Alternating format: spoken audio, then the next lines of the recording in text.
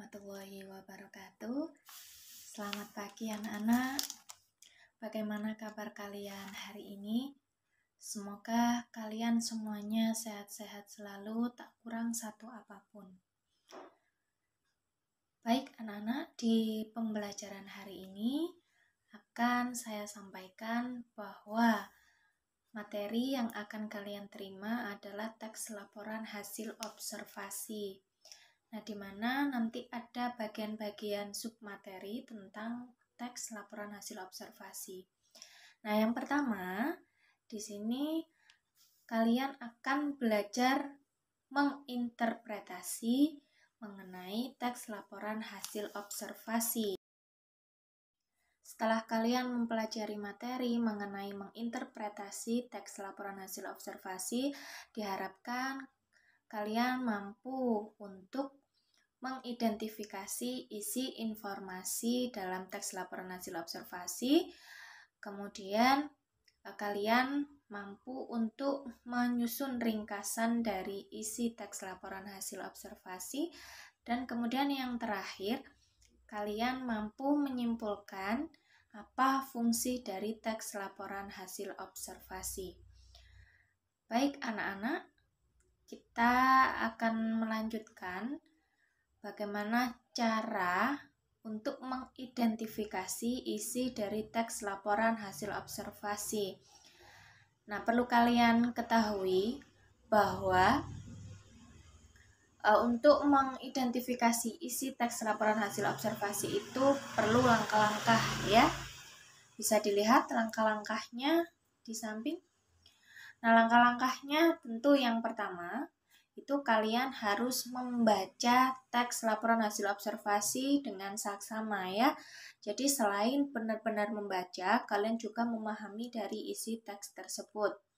Kemudian langkah yang kedua, ini adalah membuat pertanyaan-pertanyaan yang ada kaitannya atau yang berhubungan dengan isi teks laporan hasil observasi yang kamu baca sebelumnya. Kemudian setelah yang membuat pertanyaan itu tadi, nah giliran kamu untuk menjawab pertanyaan yang kamu buat sendiri. Nah, setelah itu barulah kamu bisa mengidentifikasi. Anak-anak, yang perlu kamu cari dalam mengidentifikasi isi teks laporan hasil observasi yaitu objeknya. Ya, misalnya dalam teks berikut ini, nah di situ kan sudah ada objek ya, yang sudah Budawi beri garis bawah, objeknya di situ adalah wayang, ya. Nah, di paragraf pertama di situ dijelaskan mengenai wayang, mungkin dari pengertiannya. Kemudian di paragraf kedua dijelaskan mengenai wayang, jenis-jenis wayangnya atau asal-usul wayangnya, ya.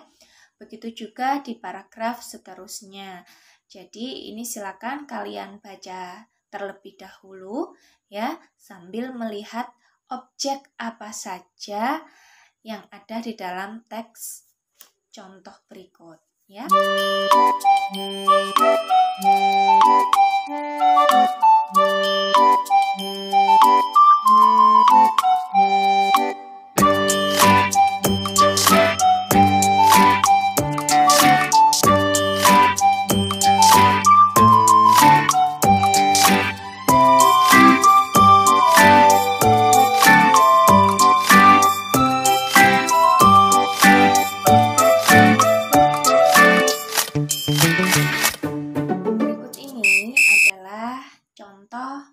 Bagaimana mengidentifikasi isi teks laporan hasil observasi.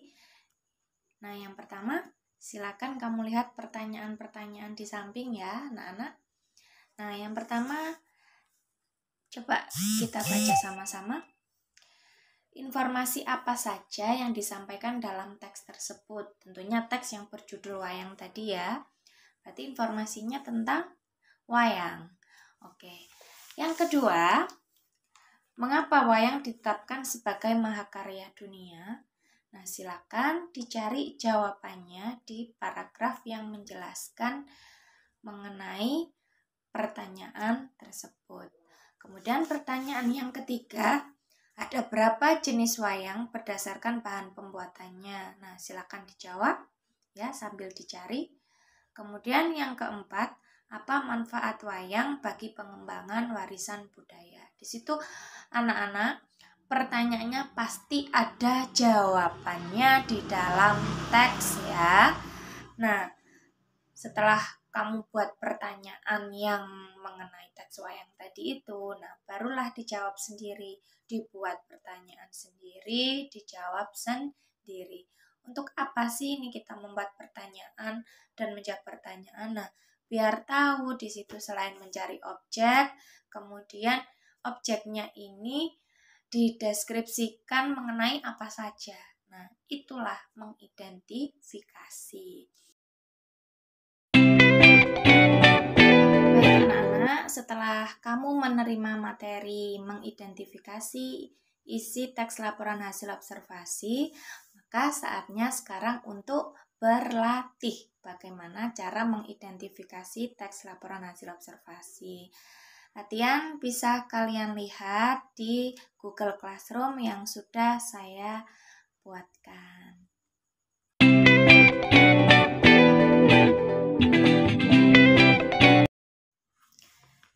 Setelah kamu mengidentifikasi isi dari teks laporan hasil observasi, materi berikutnya yaitu bagaimana cara menyusun ringkasan dari teks laporan hasil observasi. Nah, anak-anak, pastinya kamu sudah tahu ya apa itu ringkasan.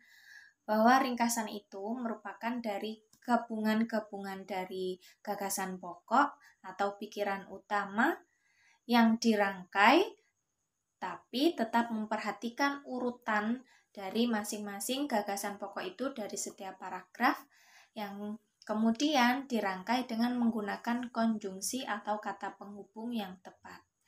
Nah, bagaimana sih cara menyusun ringkasan teks laporan hasil observasi? Baik, berikutnya akan Bu Dewi jelaskan bagaimana cara menyusun ringkasan dari teks laporan hasil observasi. Langkah pertama, tentunya kamu harus membaca dulu teks laporan hasil observasi yang akan kamu ringkas. Nah, di sini anak-anak, kamu tidak hanya sekedar membaca ya, tapi juga harus kamu cari ide pokok atau gagasan pokok yang akan kamu tulis nantinya. Kemudian langkah kedua, bisa membuat tabel ya dari setiap masing-masing gagasan pokok itu kamu masukkan dan ditulis dalam tabel. Misalnya ada di contoh samping ini. Nah, setelah kamu lihat contoh ya, kamu lihat contoh tabel di samping ini, di situ kan ada banyak gagasan pokok ya. Itu dari paragraf pertama, kedua, dan seterusnya. Nah, setelah kamu cari gagasan pokoknya, nah barulah nanti kamu buat ringkasannya, yaitu langkah ketiga. Langkah ketiga, kamu mulai membuat ringkasan dengan menggabungkan gagasan-gagasan pokok dengan menggunakan konjungsi atau kata penghubung yang tepat untuk membuat ringkasan.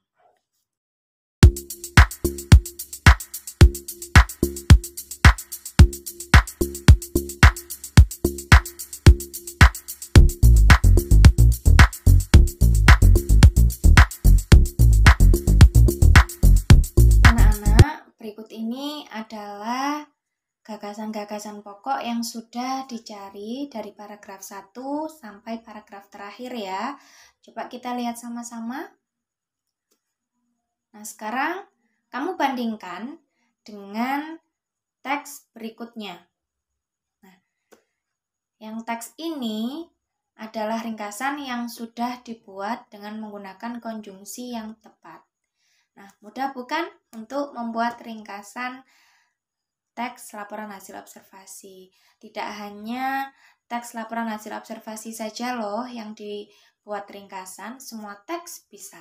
Ingat ya rumusnya, kita cari gagasan pokok dari masing-masing paragraf. Kalau sudah ditemukan gagasan pokoknya, baru kita rangkai dengan menggunakan konjungsi atau kata penghubung yang tepat. Tapi ingat, sesuai dengan urutan dari paragraf yang kita ambil gagasan pokoknya. Baik anak-anak, kegiatan belajar hari ini sampai di sini dulu ya. Sampai jumpa di pertemuan berikutnya. Semoga kalian sehat selalu, tetap semangat belajarnya, dan tetap patuhi protokol kesehatan. Semoga KPM hari ini membawa manfaat bagi kita semua. Amin. Assalamualaikum warahmatullahi wabarakatuh.